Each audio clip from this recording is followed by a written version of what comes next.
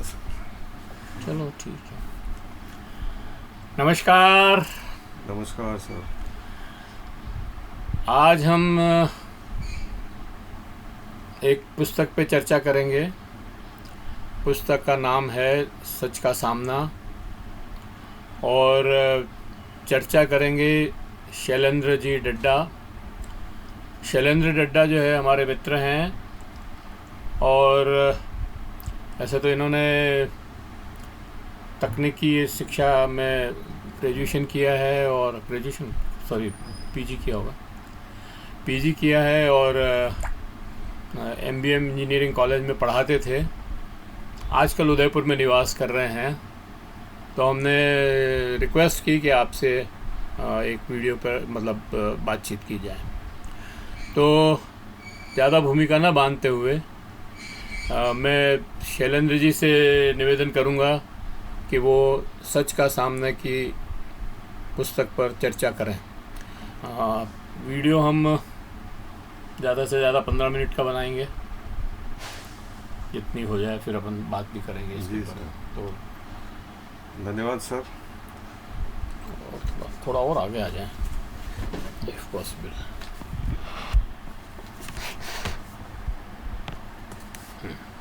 अब ठीक है। धन्यवाद सर। श्री हिम्मत सेठ साहब से मेरा परिचय अभी कोई बहुत पुराना नहीं है। अभी 2 वर्ष, हाल में 2 वर्षों में मेरा आपसे परिचय हुआ है। लेकिन देखा जाए तो 2 वर्ष भी काफ़ी लंबा समय होता है किसी व्यक्ति को देखने का, जानने का, परखने का। अब मुझे तो कई अवसर मिले हिम्मत सेठ साहब से इंटरेक्ट करने के। तो और इस दौरान ही आपकी एक पुस्तक सामने आई है, सच का सामना, जिसका एक भव्य लोकार्पण समारोह भी उदयपुर में आयोजित किया गया था। और मेरा सौभाग्य है कि मैं उस समारोह में उपस्थित था, जिसमें मेधा पाटकर और इस तरह की राष्ट्रीय हस्तियां भी शामिल थी। और उसी समारोह में मेरे मन के अंदर एक खलबली मची कि सच का सामना क्या है। और मेरे मन में इच्छा जागी कि मैं इस पुस्तक को पढूं और हिम्मत साहब के जो विचार हैं उनको भी जानने का प्रयास करूं। तो मैं इसी टोह में था कि किसी तरह ये पुस्तक मेरे को मिल जाए। और देखिए, हिम्मत साहब ने खुद ने आगे बढ़ के मुझे ये पुस्तक भेंट की। तो अब मेरा एक जिम्मेदारी बन जाती थी कि मैं इस पुस्तक को पढूं और इस पर अपनी जो भी राय है उसको मैं अभिव्यक्त करूं। पुस्तक दिखाओ आप। तो ये सब सच का सामना जो मेरी पुस्तक है, थोड़ी इधर। ये हिम्मत सेठ साहब की लिखी हुई है। इस पुस्तक में मुख्यतया आपके 2008 से 2018 के बीच में आपका जो पाक्षिक पत्र है, महावीर समता संदेश, जिसका आप नियमित तौर पे प्रकाशन करते हैं, उसमें आपके जो संपादकीय आलेख हैं उनका संकलन किया गया है। और इस पुस्तक की जो पृष्ठ संख्या है 320 है। तो आप समझ सकते हैं कि ये पुस्तक जो है काफ़ी अच्छा, इसका बड़ा वॉल्यूम है और इसमें खूब सारे आलेखों का संग्रह किया गया है। संपादकीय आलेख अपनी प्रकृति से ही छोटे होते हैं, लघु होते हैं, तो ज़्यादातर आलेख 1 या 2 पेज के हैं, इससे ज़्यादा लंबे नहीं हैं। लेकिन इसमें विषयों की विविधता जो है वो कमाल की ही है। मतलब मैं बड़ा चकित हूँ कि एक ही व्यक्ति इतने अलग अलग विषयों पर कैसे लिख सकता है, और वो भी साधिकार लेखन है इनका। तो अलग अलग विषयों पर बड़ी डेप्थ में जाके इन्होंने लिखा है। और आज के समय के लगभग जन सरोकारों से जुड़े हुए जितने भी विषय हैं और मुद्दे हैं, उन्होंने इनको कवर किया है। तो इस दृष्टि से पुस्तक जो है 2008 और 2018 के बीच में आपके जो संपादकीय आपने लिखे, उसका संकलन इस पुस्तक में किया गया। और इस दृष्टि से पुस्तक जो है बहुत महत्वपूर्ण है, न केवल चेतनावान लोगों के लिए बल्कि आम पाठक के लिए भी, आम जनता के लिए भी पुस्तक बहुत महत्वपूर्ण है। ये एक महत्वपूर्ण दस्तावेज है जो हमें आईना दिखाता है, हमारे आज के समय का, हमारे आज के समाज का आईना हमको दिखाता है। ये पुस्तक जो है, इसको अगर हम देखें तो इसमें जो विषयों की विविधता है वो मेरे लिए तो ताजगी भरी है ही है। लेकिन मैं चूँकि मूलतः अध्यात्मवादी हूँ और जीवन की समस्याओं का समाधान अध्यात्म में ढूंढता हूँ, तो एक तरह से मैं पलायनवादी हूँ। लेकिन हिम्मत सेठ साहब का मैंने ये देखा कि इनके यहाँ कोई पलायनवाद नहीं है। चूँकि आप लोहियावादी हैं और समाजवादी हैं और जन संघर्षों से जुड़े रहे हैं, ट्रेड यूनियन के नेता भी रहे हैं और वर्षों से आप ये संघर्ष कर रहे हैं, तो ये जो ज़मीन है, ज़मीन से बहुत गहराई से जुड़े हुए हैं। और इनको जनता के जो मुद्दे हैं, जनता की जो समस्याएं हैं, उनकी गहरी जानकारी है। तो मेरे लिए थोड़ा आई ओपनर भी था, आँख खोलने वाली बात थी। और ये आम पाठक भी अगर इससे गुजरेगा तो ये उसके लिए भी आई ओपनर रहेगा।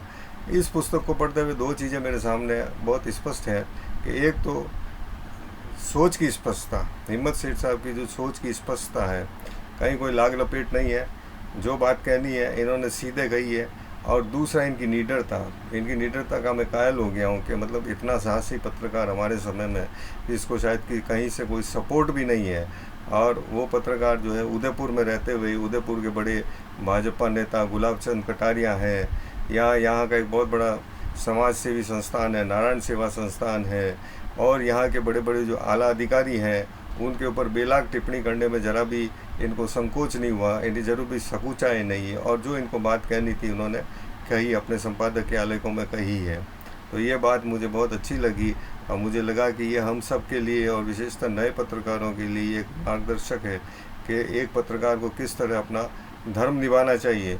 कि इन्होंने जो है जिस निडरता से अपना लेखन किया है, हम सबको भी उसी निडरता से अपना लेखन करना चाहिए। और इनके विषयों की जो विविधता है उसके बारे में तो मैं आपसे क्या कहूँ।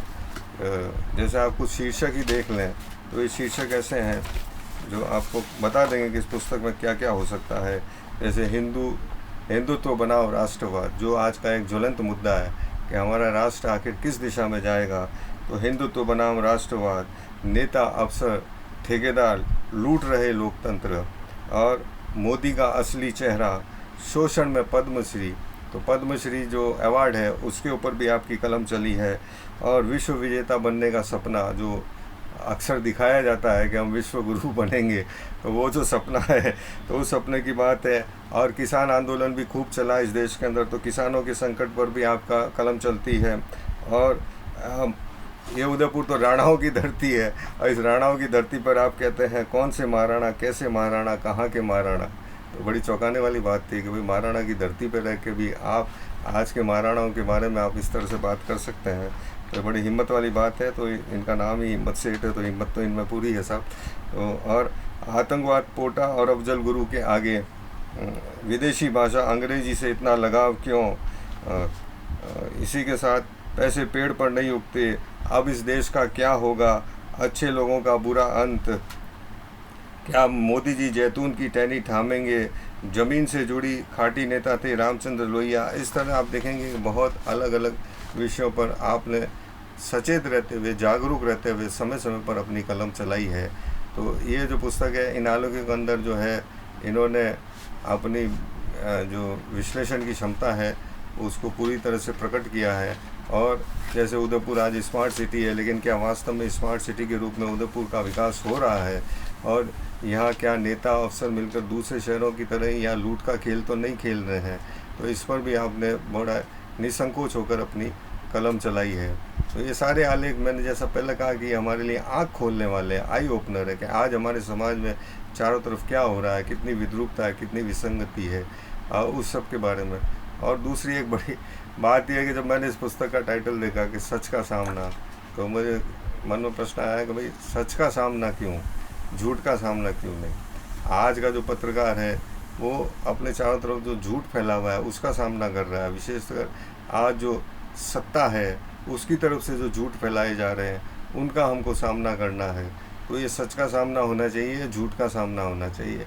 पर देखा जाए तो आज हम अगर देखें तो जो अन्याय है, शोषण है, जो आज सांप्रदायिकता बढ़ रही है, या इस तरह की सारी चीज़ें हैं, ये आज का सच ही तो है और हमें इसका सच का सामना करना है।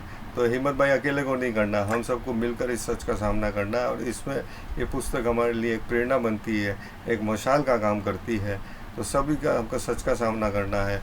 तो हिम्मत सेठ जी जो है सच का सामना न केवल स्वयं करते हैं, बल्कि हम सबको भी मजबूर करते हैं कि हम भी इस सच का सामना करें। तो इसकी जो इन डेप्थ एनालिसिस है इस किताब की, वो तो मैं इनको अलग से लिख कर दूंगा ही, क्योंकि उसमें हर विषय को उठाया जाएगा और उसमें इन्होंने जो कहा है उस पर बात की जाएगी। यहाँ मैं एक संक्षेप में थोड़ा सा इसका पुस्तक का और इसके अंदर जो कंटेंट है इसका, उसका थोड़ा आपको परिचय दिया है। ओके, तो कुल मिला के पुस्तक आपको कि अच्छी पसंद लगी? आई? बिल्कुल बिल्कुल बहुत पसंद आई। आप खैर वैसे तो आपने सारा बोला ही है पाठकों के लिए भी, जी सर। लेकिन कोई विशेष टिप्पणी अगर आप पाठकों के लिए करना चाहें तो स्वागत है। विशेष टिप्पणी तो यही है कि ये जो आलेख हैं इनसे पाठक कम से कम एक बार तो गुजर ही जाए। ये बहुत अच्छे आलेख हैं और आज के समय की सच्चाई को सामने लाने वाले हैं, और आगे भी महावीर समता संदेश के अंदर जो इनके आलेख आएंगे या इनके जो संपादकीय टिप्पणियाँ आएगी उन्हें भी हम बराबर पढ़ते रहें कि आज के समय में हमें जगाने वाले ऐसे जुझारू और सच्चे पत्रकार मेरे हिसाब से कम है, क्योंकि वो समय है जब हम मीडिया को गोदी मीडिया कहते हैं। तो गोदी मीडिया के समय में एक सच्चा व्यक्ति अकेला ही जो है अपनी मशाल लेके चला जा रहा है, तो ऐसे व्यक्ति के साथ हमको भी चलना चाहिए, हमें भी इस पर ध्यान देना चाहिए। तो इस पुस्तक के अंदर जैसा कि मैंने कहा कि अब जैसे ऐसे ऐसे विषय हैं और उन पर खुलकर बोला गया है। वसुंधरा राजे की भाषा जो है और एक समय में जो उन्होंने प्रयोग की है भाषा, उस पर बोला गया है। सांप्रदायिकता की जो समस्या है, हिंदू मुसलमान या बीजेपी जो दिखावा करती है भ्रष्टाचार के खिलाफ लड़ने का, लेकिन वास्तव में अंदर ही अंदर भ्रष्टाचार से हाथ मिलाकर चलती है। और कोई पार्टी विशेष का इनका नहीं, क्योंकि ये तो समाजवादी है और समाज की बेहतरी के लिए काम करते हैं और सब समाजवाद का सपना देखते हैं।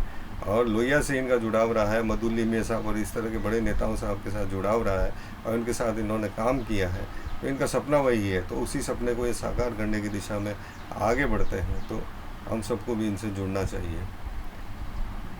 मैंने अभी इस पुस्तक के पहले एक पुस्तक हमने और प्रकाशित की थी। जी सर। वो थी उसका संवाद, जी सर। जो हम हर 15 दिन में एक संवाद करते हैं। जी सर। उनके 2 साल का संकलन मैंने प्रकाशित किया था वो। जी सर। वो भी लोगों को काफ़ी पसंद आया। जी सर बिल्कुल। और लोगों की ही डिमांड पे हाँ, एक नया अगले 2 साल के संवाद जो है हम प्रकाशित करने वाले हैं।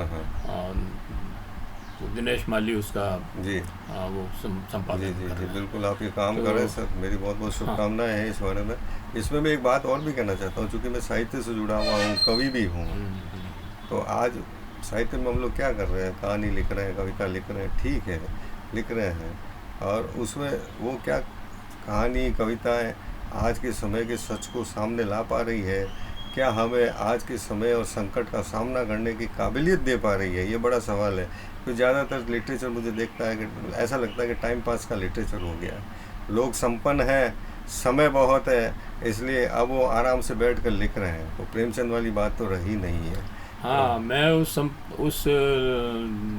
साहित्य को साहित्य ही नहीं मानता हूँ कि जो गरीब या वंचित लोगों के जीवन को सुधारने का काम न करे सर। बिल्कुल बिल्कुल सही कह रहे हैं आप। तो उस दृष्टि से ये जो दूसरी तरह का साहित्य है, जो मौलिक चिंतन है, और ये जो साहित्य है जो हमें जन सरोकारों से जोड़ता है और गरीब का, मजदूर का, किसान का जो पक्ष है वो हमारे सामने लाता है, तो ये मुझे लगता है कि ज़्यादा मूल्यवान साहित्य है। हमें जागरूक बनाता है, इसने मुझे भी जागरूक बनाया है। तो मैं इसके लिए हमारी तो पत्रकारिता का उद्देश्य यही है कि जन पक्ष के साथ खड़े रहो। जी सर। और जन पक्ष की बातें को लोगों के सामने लाने का प्रयास करो, बस इससे ज़्यादा कुछ है ही नहीं हमारा। बिल्कुल। तो ये आपकी जो पक्षधारिता है इसको आपने शुरू से ही स्पष्ट कर दिया था, और वो रामधारी सिंह दिनकर की वक्तव्य तो मशहूर है ही है। तो इस वीडियो को यहीं समाप्त करते हैं। जी सर। वीडियो अगर आपको पसंद आया हो तो इसको लाइक करें, सब्सक्राइब करें, और हमारे मतलब चैनल को सब्सक्राइब करें और बेल आइकॉन दबाना न भूलें। और इस वीडियो को लोगों तक फॉरवर्ड करें, अपने मित्रों को फॉरवर्ड करें, अपने समूह में फॉरवर्ड करें। जितने लोगों तक ये पहुंचेगा उतनी ज़्यादा बात फैलेगी, ये हमारा मानना है। तो धन्यवाद आपको शैलेंद्र जी, आप आए और आपने इस सच का सामना पुस्तक पर अपनी चर्चाएं, अपनी अभिव्यक्ति दी। एक बार आपका फिर से बहुत बहुत धन्यवाद। बहुत बहुत धन्यवाद सर।